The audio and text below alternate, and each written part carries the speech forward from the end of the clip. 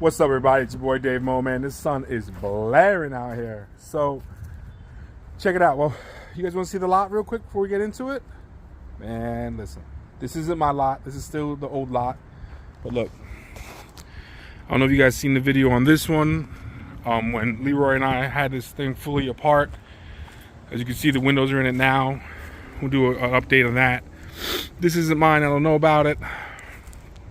The Escalade we sold, that's my parts Corolla. You guys remember that one.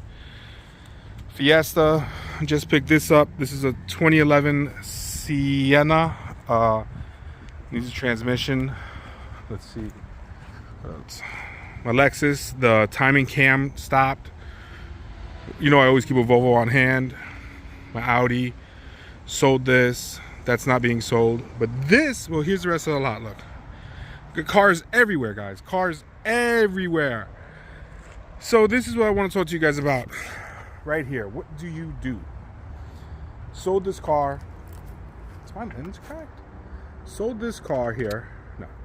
Sold this car right here. 2004 Honda Civic. There was absolutely nothing wrong with this car when it left the lot. That car ran perfect. To be honest with you, when they were here buying it, it idled while they did the paperwork. It idled for, say, 20 minutes, okay? That's it right there. So, here's where I'm at. Story goes, kid had it, first car, okay? He's driving it around, and all of a sudden, it starts to get hot, but does not overheat, okay? He decides to change the thermostat. I don't know how much of a mechanic he is. He changes the thermostat. The car continues to overheat. He then goes and changes the water pump. I don't know who's telling this kid what to do or why he's choosing to change these things, but he is, okay? Come to find out, he ends up, the car still is overheating, all right? He takes it to another repair shop, and they tell him that the motor's blown. He blew the head gasket because I guess there's oil mixed with the coolant with the oil rather. Not a big deal, happens all the time, right? The mother calls us up, is dealing with Leroy. Leroy does not like dealing with shit like that, so he calls me up, says, hey, can you talk to this lady? So I said, yeah, no problem. So I call from his number, just out of convenience. She does have my number now. And I'm like, well, what happened? You know, of course, she's like, it never got hot. Number one thing you guys want to know is when someone is so adamant that something did not get to somewhere. For instance, this car never got hot. That is an indication that that car got hot. All right. So I was like, all right. I was like, look. I was like, here's where we're at. You know, the car overheated. It needs an engine. By law, in the state of Florida, we do not have to do anything for you. But because I'm a nice guy, I am going to actually help you with the repairs of said vehicle. So, we bring the car down. We finally get it out of where it was. The guy, the mechanic that has it is talking so much shit about us. Like, oh, they're going to go to pick and pull. They're just going to put an engine in it. He doesn't know me from a hole in the wall. So the customer, of course, calls me up. And I said, let's just stop here.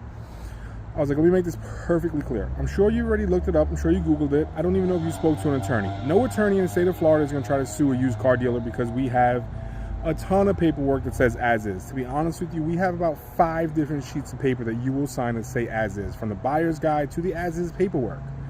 To a big thing that says no warranty on it. Huge.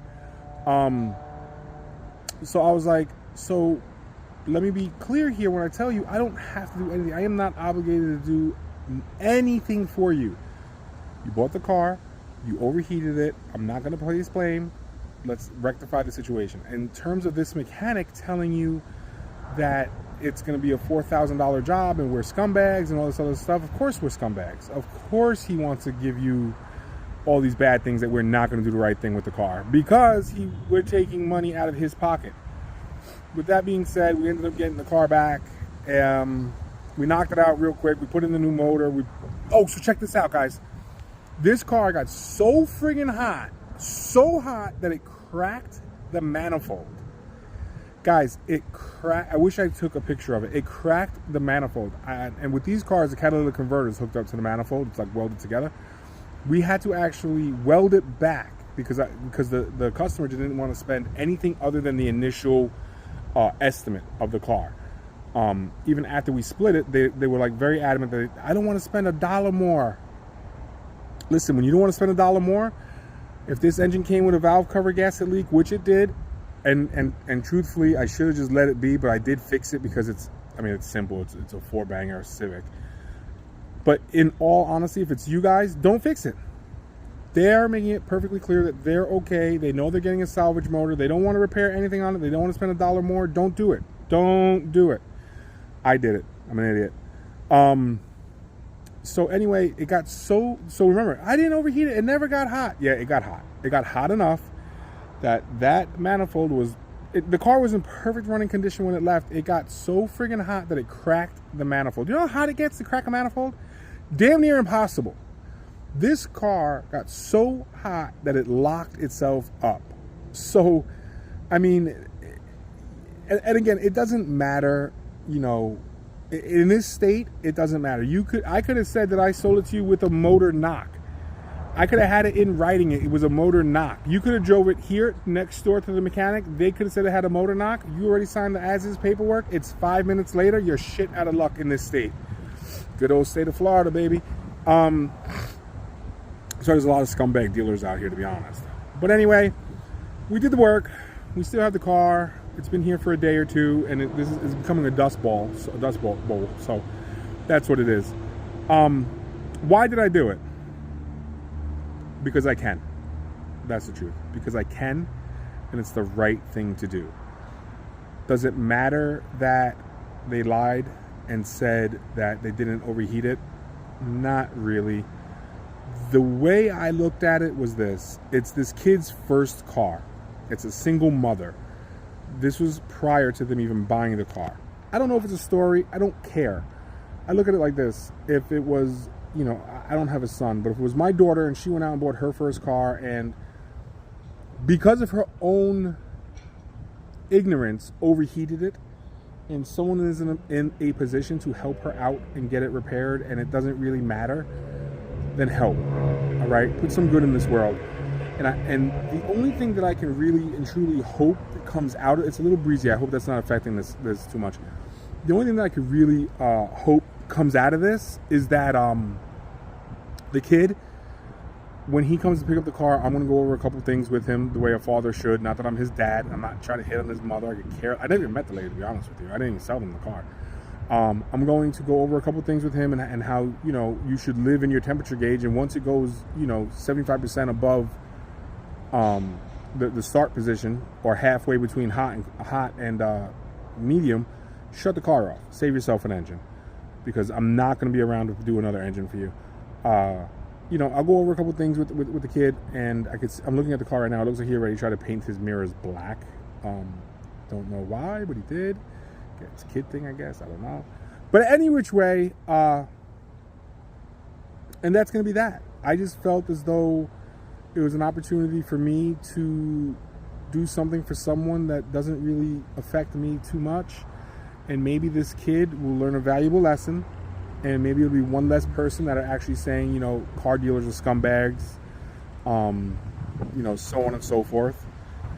And that's it, man. You know, so if you find yourself in a situation where, and the way they approached me, the way they came up to me was very, very, not confrontational, other than saying, you know, he didn't even get it hot. It wasn't confrontational. It was just like, hey, this happened. Just letting me know what happened. And, you know, I went with it. Now, had they come at me and been like, this car was a piece of shit, blah, blah, blah, blah, blah, blah, blah, blah, I'm like, I don't give a damn. You're on your own. So, guys, just keep this in mind, too. The way people come up to you and approach you on things, and the way you approach people is definitely going to help the outcome in most cases. You know, these other guys, YAA, they do these little stupid how to negotiate a car down, and they act like they're high and mighty and they have all the information and this, that, and that. I can tell you this right now. If someone like that walks into this car dealership, I tell them get the fuck out. I don't give a shit. That's real life for me. That's real life for me. You know, now if you come in here and you're cool as hell and you want to negotiate and you want to negotiate, you're not saying, hey, that's a $10,000 car, I want it for $5,000. You know, you want to come down $1,000 or whatever you think it might be. Let's talk. Let's negotiate. But if you come in here and start talking about, oh, I seen that car on the lot for 3 months. I know you got to get out of it. I know you're up. Motherfucker, you don't know shit. You don't know if I bought that car at the TRA sale, put an engine in it. I'm in it for nothing. My Audi, I'm in it for like, I think $6-7 grand. It's a $15,000 to $20,000 car. I could put it up for 15. You can negotiate me down to 10. I'm still going to make 3 or 4,000 on it, guys. So really, people don't know. It's all speculation. It's all speculation. So if you're one of these people that are watching these videos to figure out how to go buy cars, just don't be a douchebag. If something happened to your car and you want it to get repaired from the person who's got as is, just don't be a douchebag. Maybe they'll help you. Maybe they won't. It doesn't matter. The bottom line is you'll get a lot further being nice, okay? In this situation, it worked out well for them. We put in the motor. I put in a new radiator. It didn't even need the radiator. I don't know where the old radiator is. I hope they didn't break it because I'm going to keep that thing. Put in a new radiator, put in a new motor, put in a new valve cover, put in new coils and plugs. It really wasn't that big of a deal. And when they come to get the car, I'm going to have it detailed for them again because, again, it's the kid's first car. And I just want them to have a good experience. Do you have to do this? No, and definitely not in the state of Florida. I don't know about your state, but in the state of Florida, hell no. You don't got to do nothing like that. Tell me what you guys would have done. So again, here's a scenario. It's no lemon law. You don't have to do anything. The kid overheated the car, clearly, needed an engine, and I split the cost with the mother to get the car back on the road, back in driving condition for the kid. In the comments below, tell me what you guys would have done. Tell me if you think I'm just an idiot or am I getting weak? Yo, maybe I'm getting weak, man. You know what? I don't know if having a conscience is good for a car dealer. You know, maybe this isn't the game for me anymore. Maybe I should go pick up some charity work. But again, I just looked at it like, you know what? I'm not bragging nor am I boasting. I just looked at it like, you know what? I'm in the position where it's not going to hurt me. I have plenty of money. I've made plenty of money doing cars. I can help somebody out, and that's me giving back. Like these videos are me giving back to you, the watcher, the subscriber. Tell me what you guys think, man. And again, like I said, I only made but 100, maybe even 200 on the car for the sale to begin with. It wasn't like I killed it, so I'm at a loss now. But that's between my accountant and I. So, but anyways, I took enough of your time. I hope to see you guys soon on the regular, kind of posting sporadically because I'm going through a lot right now in terms of getting the other dealership set up, getting out of this dealership, trying to find a way to make both of them work. But the more time I spend here at this dealership, the less I'm going to be at my own. And it doesn't make sense for me to be anywhere other than where I need to be making the most for myself. You know what I'm saying? Anyways, guys, I don't know. I'll see you on the next one, whenever that may be. I'm out.